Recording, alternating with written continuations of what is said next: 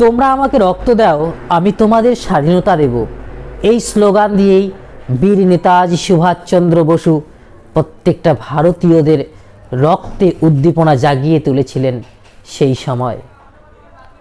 শুধু তাই নয়, এই বীর স্বাধীনতা সংগ্রামের জন্য ভারতীয়দের কাছে আশার আলো জাগিয়ে তুলেছিলেন আজ তার 128তম জন্মবার্ষিকী। শুধু তাই নয়, নেতাজি সুভাষচন্দ্র বোস সর্বদাই বলতেন যে কিছু না কিছু আশার আলো সব জায়গায় থাকে। যদি তা না হতো তবে জীবন থেকে আমাদের সহজে বিচ্যুত হতে হতো।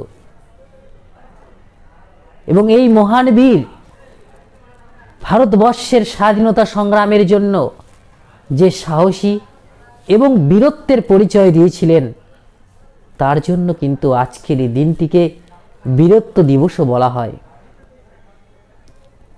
আমরা জানি নেতাজি সুভাষচন্দ্র বোস সর্বদাই বলেছিলেন, যদি মরতে হয় ভয় পেয়ে নয়, বীরের মতো মরতে হবে। তাই আজ তার 128তম জন্মবার্ষিকীতে জানাই শ্রদ্ধা এবং বীরের সম্মান।